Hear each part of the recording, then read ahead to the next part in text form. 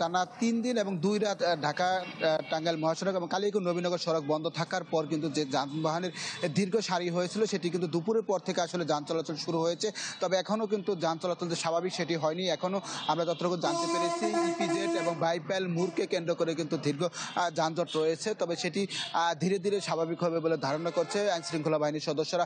আমরা পুলিশের সাথে কথা বলেছি, তারা যেটি বলছে যেহেতু দীর্ঘ সময় মহাসড়কটি বন্ধ ছিল এবং বন্ধ থাকার কারণে যে যানবাহনের দীর্ঘ সারি হয়েছে সেই গাড়িগুলো মূলত চলছে এবং কিছুটা সময় লাগবে এবং তারা যানজট নিরসনের জন্য কাজ করছে।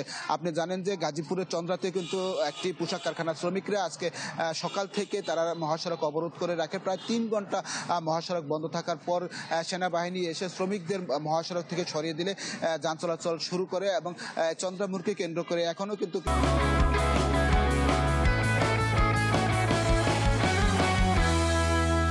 কিছুটা যানজট রয়েছে চন্দ্রা তিমুর এলাকায়।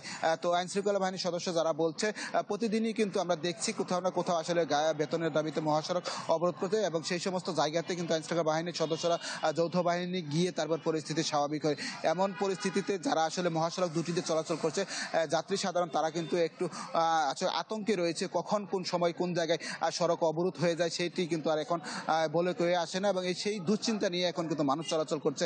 আমরা যাত্রীদের সাথে কথা বলেছি, তারা যেটি বলছেন যেহেতু কারখানা শ্রমিকরা বেতনের দাবিতে আন্দোলন করছে, তারা তাদের কারখানার ভেতরে যদি আন্দোলন করে তাহলে মানুষের কিন্তু দুর্ভোগ সেটি হয় না। এই জন্য আইনশৃঙ্খলা বাহিনীর সদস্যরা যারা রয়েছে, মালিক পক্ষ রয়েছে, শ্রমিক পক্ষ রয়েছে, তাদের সকলের কাছে অনুরোধ করছে অন্তত মহাসড়ক অবরোধ না করে যেন তাদের দাবি আদায়ের চেষ্টা করা হয় এবং বিকল্প পথ বেছে নেওয়া হয়।